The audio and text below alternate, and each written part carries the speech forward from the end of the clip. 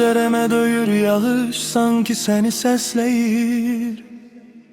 Ruhumun bu boşluğu hele de seni besleyir. Sen gittin, ben ise bu otaqda tek kaldım.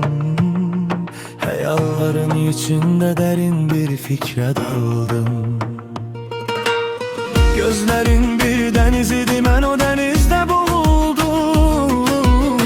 Senin her bir yalanında ben yeniden doğuldum. Her kelimen bir ateş, her bakışın bir oda.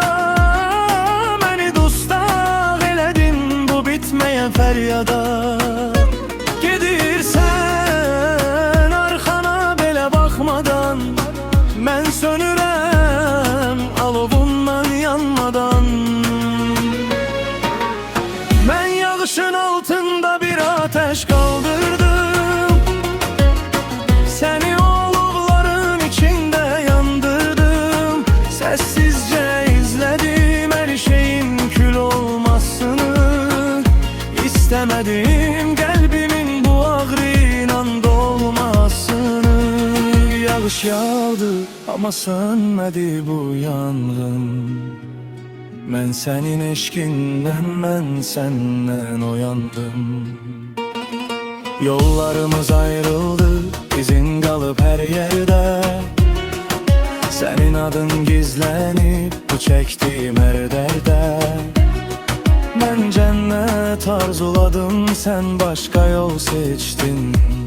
Benim temiz sevgimin üzerinden basıp geçtin.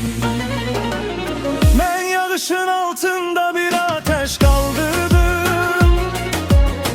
Seni o alovların içinde yandırdım.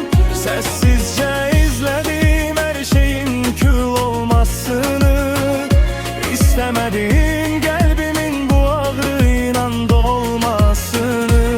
Koy yaksın, her şey yansın. Koy bütün dünya bu deli eşki tanısın. Sen yoksan artık mende yok.